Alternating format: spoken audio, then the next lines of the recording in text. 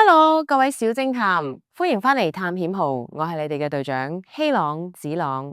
快啲住返件厚羽絨，戴返對手套，因為今日我哋要去嘅地方真係超級凍，我哋要飛去世界最高嘅山脈喜馬拉雅山。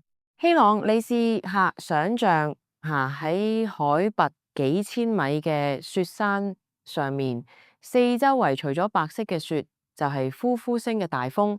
子朗，你有冇聽過嗰種風聲啊？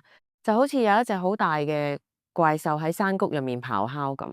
傳說喺呢啲人類好難行到去嘅冰川深處，住咗一隻全身長滿長毛、身高超過2米嘅神秘生物。當地人叫佢做耶提，亦即係我哋成日聽到嘅雪人。希朗，你話如果喺一望無際嘅白雪上面，突然見到一個比爹哋個腳板大3倍嘅腳印，你會唔會覺得好驚訝？呢啲腳印唔係1、2個位，而係一串長長嘅腳印，一直伸延去到懸崖邊就消失咗。到底係咩生物可以喺咁凍、咁缺氧嘅地方行得咁快？呢個就係今日我哋要調查嘅雪山大怪獸之謎。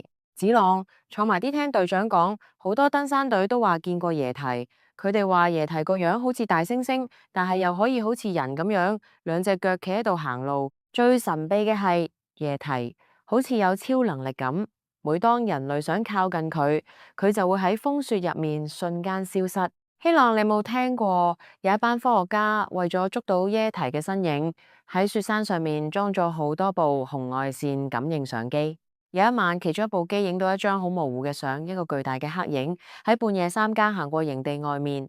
當第2日科學家衝出去睇嘅時候，發現營地出面嘅鐵罐都被踩扁晒，地面留低咗一陣好奇怪、好腥嘅氣味。子朗，你話耶提係咪想過嚟嘢食？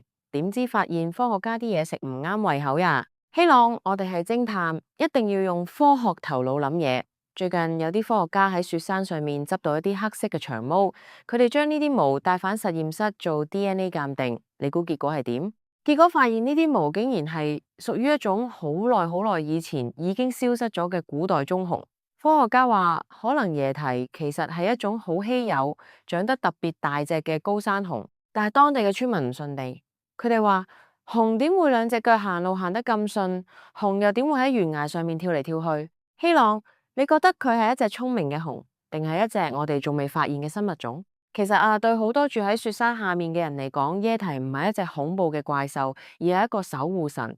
佢哋覺得耶提係負責看守呢啲純潔嘅雪山，唔想人類破壞大自然。子朗，如果你喺雪山見到耶提，你會唔會請佢食粒朱古力，同佢做個朋友，叫佢帶你哋去睇下雪山最靚嘅風景啊？希朗，子朗，雖然到今日為止，我哋仲未有一張好清楚嘅耶提正面相，但係世界各地嘅探險家依然冇放棄，因為呢個世界仲有好多我哋未去到嘅角落，藏住好多生命嘅奇蹟。